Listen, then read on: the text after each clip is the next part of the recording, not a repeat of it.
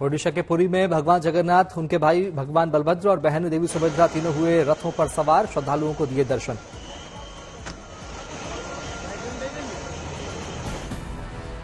आज सुना बेशा यानी स्वर्ण पोशाक में दर्शन देने की यह परंपरा। अनुष्ठान से पहले तीनों देवताओं का सोने के आभूषणों से हुआ श्रृंगार। सुना बेशा के लिए पुरी में बढ़ा दी गई सुरक्षा, यातायात और निगरानी के लिए ड्रोन तैनात। सुबह 4:30 बजे से शुरू हुआ अनुष्ठान, शाम 6 बजे से रात 11 बजे तक रथ पर दर्शन कर सकेंगे भक्त। आषाढ़ शुक्ल की एकादशी के दिन सुना बेशा की पुरानी परंपरा, करीब 20 लाख श्रद्धालुओं के दर्शन करने का अनुमान। आषाढ़ी एकादशी के मौके पर शिरडी के साईं बाबा मंदिर में बनी 10,000 किलो साबूदाने की खिचड़ी, फूलों से सजा साईं का दरबार। दिल्ली के बुराड़ी में शुरू हुई मोहल्ला बस सेवा, एक हफ्ते के बाद ट्रायल के बाद पूरी दिल्ली में एसी बसें चलाने की योजना। हिमाचल के हमीरपुर में फसल की पैदावार बढ़ाने का प्रयास, बागवानों में ड्रोन से कीटनाशक छिड़काव की दी जा रही ट्रेनिंग। बिहार के छोटे से शहर हाजीपुर में बनने वाले जूतों की यूरोपियन बाजार में धमक, रशिया में भी इन जूतों की भारी डिमांड।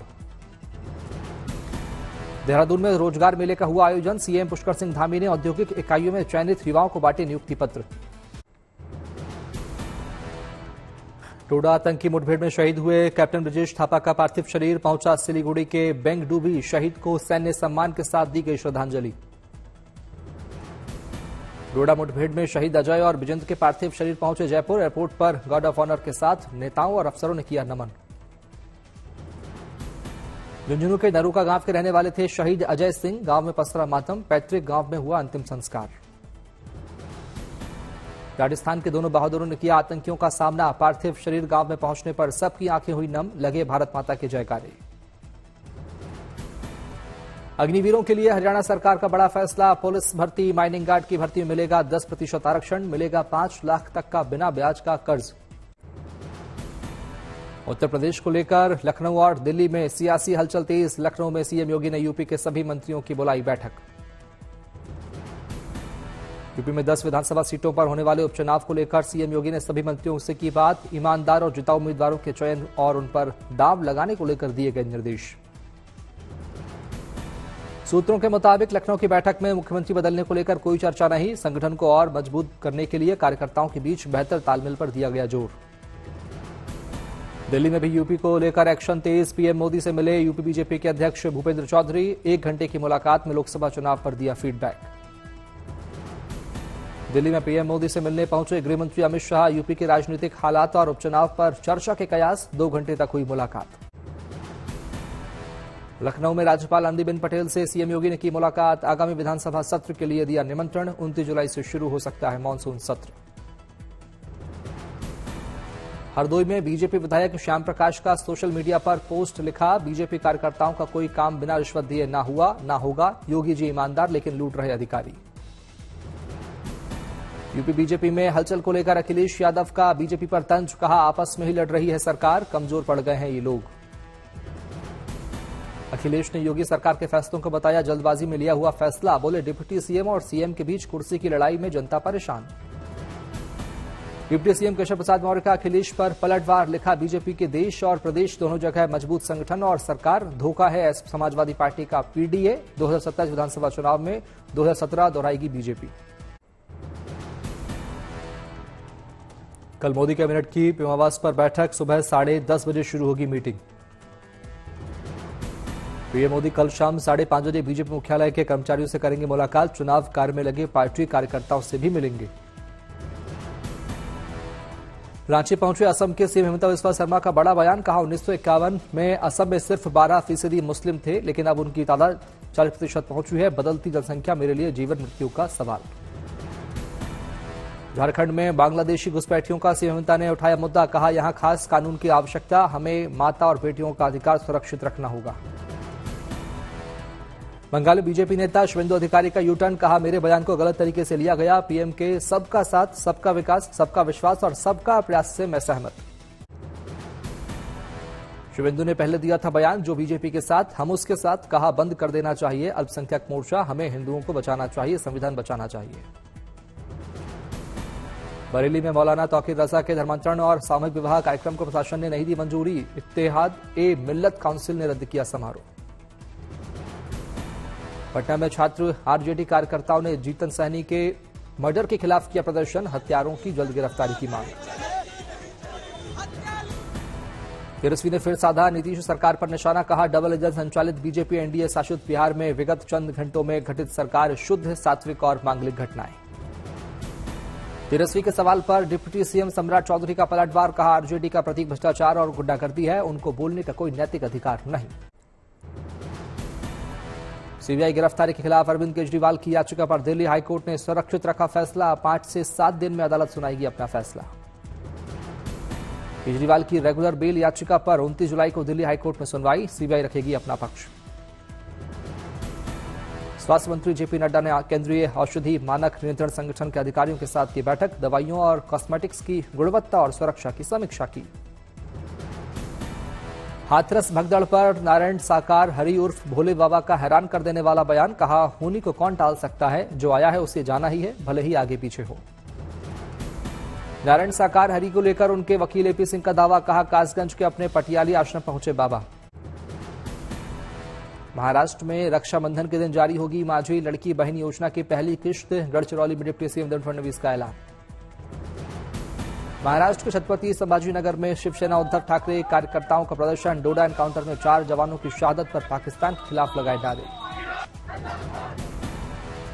ओडिशा में 22 जुलाई से विधानसभा सत्र शुरू होने से पहले बीजेडी ने बनाई रणनीति। पूर्व सीएम नवीन पटनायक ने अपने 50 विधायकों को सौंपा सरकार को काउंटर करने का काम। गैंगस्टर अतीक अहमद की 50 करोड़ की संपत्ति सरकार के खजाने में जमा। आपराधिक गतिविधियों से जमा किया था सारा पैसा। बंगाल के सीएम ममता सरकार ने नए आपराधिक कानूनों को लेकर केंद्र को लिखी चिट्ठी। नए कानून में बदलाव के लिए कमेटी बनाने की मांग।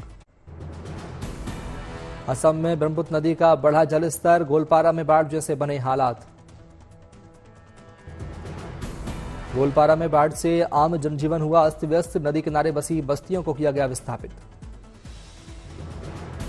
कांगड़ा में भारी बारिश, जनजीवन पर पड़ रहा असर। उमस भरी गर्मी से मिली राहत। सिद्धार्थनगर में धीरे धीरे कम हो रहा बाढ़ का पानी। पटरी पर आ रही है जिंदगी। सहारनपुर में बारिश से बढ़ा नदियों का जलस्तर, लोगों की बड़ी परेशानी। देहरादून में हुई भारी बारिश, नदी नाले उफान पर। अमरावती में अचानक बाढ़ में बहने लगा बाइक सवार 2 लोग। स्थानीय लोगों ने रस्सी से दोनों की बचाई जान। बाइक को भी पानी से बाहर निकाला। यूपी के बस्ती में बाढ़ ने मचाई तबाही। स्कूल और घरों में घुसा बाढ़ का पानी। केरल के एर्नाकुलम में हुई बारिश, सड़कों पर जलभराव।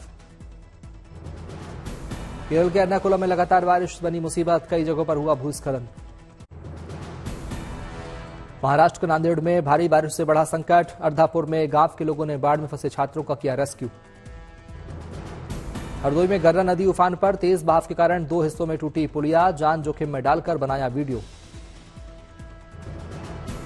कर्नाटक में अंकोला के पास भारी बारिश के बाद भूस्खलन। राहत और बचाव अभियान जारी। देवरिया के बाढ़ प्रभावित पिटरा पुल का निरीक्षण करने पहुंची डीएम। पुल धंसने से 168 गांवों पर पड़ेगा असर। डीएम ने अधिकारियों को लगाई फटकार। छत्तीसगढ़ की राजधानी रायपुर में जोरदार बारिश। शहर की सड़कें हुई लबालब। वाराणसी में बाढ़ ने बढ़ाई मुसीबत। गंगा घाट के करीब पहुंची बाढ़। पर्यटक और श्रद्धालु मायूस।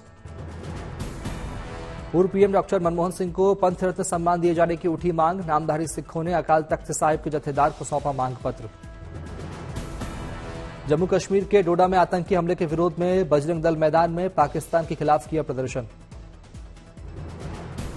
बेंगलुरु में बिजली कटौती ने बढ़ाई परेशानी। ऊर्जा मंत्री ने की समीक्षा बैठक। रायसेन में स्कूल के कमरे को तोड़कर निकाल दिया हाईवे। अब कक्षा 1 से 8 तक के छात्र एक ही कक्षा में कर रहे पढ़ाई। अब कलेक्टर ने लिया संज्ञान। अमरावती में नागपुरी संतरा उत्पादक किसानों की बड़ी मुश्किलें। इन संतरों की सबसे बड़ी आयात मार्केट। बांग्लादेश ने 5 गुना बढ़ाया आयात शुल्क। संतरा उत्पादक किसानों ने भारत सरकार से इस मामले को सुलझाने की मांग की। आर्थिक संकट से जूझ रहे किसान। अंबाला में किसानों को पुलिस ने रोका। जेल से रिहा नवदीप का सम्मान करने के लिए इकट्ठा हुए थे किसान। ग्वालियर में एक 4 मंजिला बिल्डिंग का पिलर डैमेज हो जाने की वजह से एक तरफ झुकने लगी बिल्डिंग। पुलिस और नगर निगम ने बिल्डिंग में रह रहे परिवारों को सुरक्षित बाहर निकाला। मुजफ्फरपुर के सीहो बाजार में एक साथ 7 दुकानों में चोरी, सीसीटीवी और डीवीआर तक तोड़कर ले गया चोर। कटिहार में 3 रंगों में रंगा देखा मुहर्रम का जुलूस, अमन और शांति का दिया संदेश। दक्षिण दिल्ली के जोरबाग में मुहर्रम के मद्देनजर पुलिस ने बढ़ाई चौकसी, करबला इलाके में जुलूस पर रखी जा रही है नजर। कोटा में नारकोटिक्स विभाग ने फिर की बड़ी कार्रवाई, कोटा जयपुर हाईवे पर पकड़ी करीब 1 करोड़ की नशे की खेप, ड्राइवर गिरफ्तार। गुरुग्राम में लगातार बढ़ रहे डेंगू के मामले, साइबर सिटी में 2 नए मामले सामने आने के बाद 15 तक पहुंचा डेंगू मरीजों का आंकड़ा। करौली में टला हादसा, रात में गिरा स्कूल की छत का हिस्सा, रियासत कालीन दौर में बना था स्कूल। बेंगलुरु में कथित तौर पर धोती पहनने वाले किसानों को जीटी मॉल प्रवेश करने से रोके जाने पर बवाल, किसानों और कन्नड़ समर्थक संगठन ने मॉल के सामने किया प्रदर्शन। दिल्ली में खुजली गैंग का दहशत कम होने की उम्मीद, पुलिस ने वायरल वीडियो के आधार पर 2 आरोपियों को गिरफ्तार कर पूछताछ में जुटी। अकोला में ट्रक के साथ 51 लाख की 300 क्विंटल अरहर दाल समेत 4 आरोपियों को क्राइम ब्रांच ने धर दबोचा। 12 जुलाई को ट्रक के चोरी होने का मामला हुआ था दर्ज। कानपुर में लूट का अजीबोगरीब मामला सामने आया, महिला प्रोफेसर के पैर छूकर लूटे जेवरात, लैपटॉप और मोबाइल, लुटेरे ने खेला इमोशनल कार्ड, बेटे को बताया कैंसर से पीड़ित। रीड पेपर लीक चीटिंग मामले में आरोपी हनुमान मीणा ने उगले कई राज, पुलिस ने पूछताछ के आधार पर तैयार की 20 कर्मचारियों की सूची। 22 जुलाई से शुरू होने वाली कांवड़ यात्रा को लेकर मुजफ्फरनगर जनपद जिला प्रशासन ने तैयारी की पूरी। कांवड़ यात्रा को शांतिपूर्ण तरीके से संपन्न कराने के लिए नया आदेश किया गया जारी। असम के सिलचर में पुलिस और आतंकियों के बीच एनकाउंटर में 3 आतंकवादी ढेर, पुलिस ने बरामद किए हथियार और जिंदा कारतूस। पटना पुलिस ने कुर्जी इलाके के घर से कारतूस और विस्फोटक बनाने में इस्तेमाल करने वाले सामान को किया बरामद। इस मामले में पुलिस ने एक शख्स को किया गिरफ्तार। अमृतसर पुलिस ने हेरोइन के साथ 3 युवकों को किया गिरफ्तार, युवकों के पास से बरामद हुई 2.5 किलो हेरोइन। उत्तरकाशी में पीने के पानी की किल्लत को लेकर चल रहे धरने को पुलिस ने जबरन हटवाया, स्थानीय लोगों ने सरकार के खिलाफ की नारेबाजी। थाईलैंड में बैंकॉक के एक लग्जरी होटल में पाए गए 6 शव, जहर दिए जाने की आशंका। थाईलैंड के प्रधानमंत्री श्रेथा थाविसीने ने किया घटनास्थल का दौरा।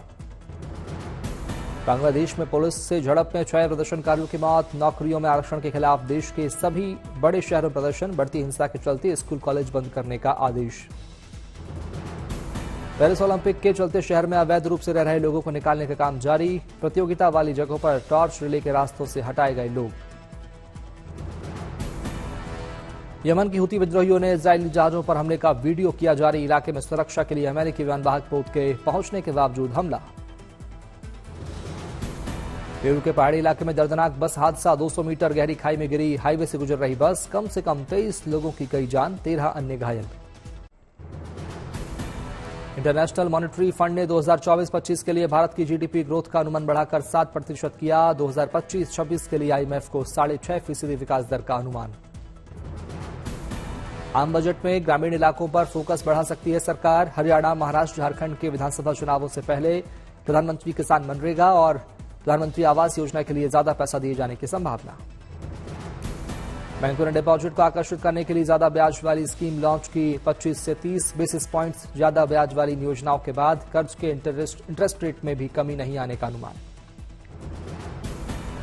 गोल्ड के बाद चांदी के गहनों पर भी हॉलमार्क की गारंटी देने की तैयारी में सरकार। ग्राहकों को वजन के हिसाब से चांदी की मात्रा की जानकारी देना ज्वेलर्स के लिए अनिवार्य है। आरबीआई ने बैंकों को डिफॉल्टर घोषित करने के पहले कारण बताओ नोटिस भेजने के निर्देश दिए। किसी भी व्यक्ति को डिफॉल्टर घोषित करने के पहले 21 दिन का कारण बताओ नोटिस भेजना अनिवार्य है। रक्षा मंत्रालय ने 3 साल में करीब 12,500 वस्तुओं का स्वदेशीकरण करने का दावा किया। 346 डिफेंस आइटम्स वाली नई लिस्ट जारी करके भारत में निर्माण शुरू करने की जानकारी दी। भारत की सबसे बड़ी एयरलाइन इंडिगो की बाजार हिस्सेदारी मई के मुकाबले जून में कम होकर 60.8% हुई। अकासा एयर लगातार चौथे महीने भारत की सबसे पंक्चुअल एयरलाइन बनी। बजट के डॉक्यूमेंट्स की प्रिंटिंग शुरू होने के साथ ही वित्त मंत्री ने मंत्रालय में पारंपरिक हलवा सेरेमनी का हुआ आयोजन। वित्त मंत्री निर्मला सीतारमण ने मंत्रालय के अधिकारियों को हलवा परोसा।